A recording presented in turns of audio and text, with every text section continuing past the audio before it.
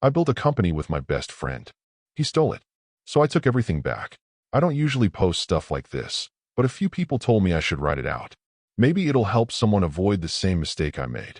This happened over the last 5 years. I'll try to keep it honest. I met Jake when we were 17. We weren't the kind of friends people noticed. No crazy stories, no drama. Just consistent. We had classes together, worked on projects, hung out after school. He talked more, I listened more. It worked. If you asked me back then, I would have said he was the one person I trusted completely. Looking back now, that's probably where I went wrong. Fast forward to our mid-20s. We started a company together.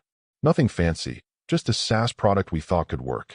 I handled all the technical side, backend, infrastructure, security.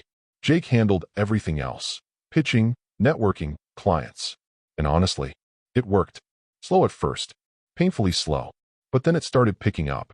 A few clients turned into a dozen, then more. We weren't rich, but we were stable. For the first time, it felt like something real. Jake started getting more involved in meetings.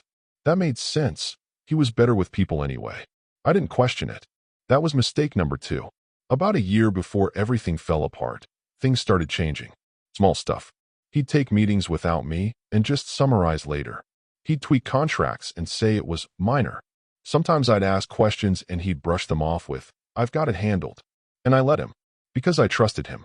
Because I thought we were on the same side. Then came the day everything ended. Or at least, that's what I thought at the time. Jake asked me to come into the office for an important meeting. I figured it was investors or something big. I walk in, and there's a lawyer and 2 guys I've never seen before.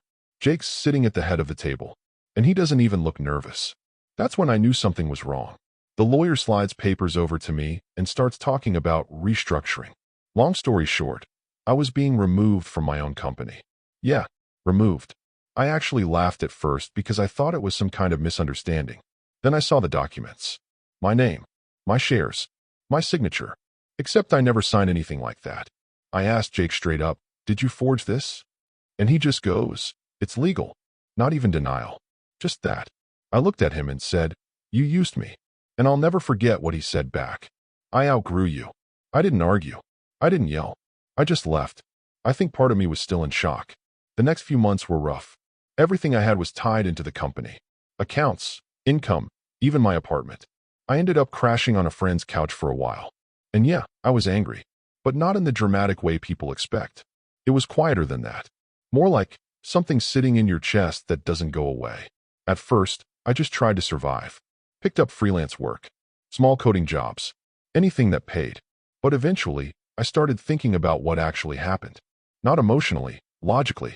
And once I did that, something became very clear. Jake didn't just betray me. He planned it. And more importantly, he didn't understand what he took. Here's the thing. The product, the actual system our company ran on, that was mine. I built it from scratch. Not just the code, but the structure behind it. The way everything connected. The fail-safes. The scaling logic. Jake knew how to sell it. He didn't know how it worked. At least, not deeply. So I started watching. Public updates. Client feedback. Anything I could find. At first, everything looked fine. Then small cracks started showing. Performance issues. Bugs. Complaints. Nothing catastrophic. But consistent. And that's when I realized something. They were maintaining the system. But they didn't really understand it. I didn't rush. That's important. If you're expecting some instant revenge story, this isn't it. This took time. I kept working freelance, saving money, rebuilding stability. And on the side, I started rebuilding the product. From scratch. Better this time. Cleaner. Stronger. Fully mine. No shared ownership. No shortcuts. Just me. After about a year, I had something solid. So I made a move. I reached out to one of our biggest former clients. Yeah, I was nervous. But I didn't approach it emotionally. I treated it like business. I showed them what I'd built. Explained the improvements. Didn't trash Jake or the company. Just focused on value. They were hesitant at first. Then they tested it. Then they signed. That was the turning point. Because once one major client left, others started paying attention. And around the same time, Jake's company started having more visible issues. Delays. System instability. Missed expectations. Nothing dramatic. Just enough to shake confidence. Over the next several months, more clients moved. Not all at once. Just gradually. But steadily. Eventually, Jake showed up. At my office. Unannounced. Same confident walk, but you could tell something was off. He looked tired. We just stood there for a second. Then he goes, "You've been busy." I didn't say anything. He looked around and said, "You're taking my clients." And I just replied, "They're choosing better." That hit him. You could see it. Then he tried something I didn't expect. He said, "We can fix this. Work together again." Like none of it happened. Like he didn't plan everything. Like he didn't erase me.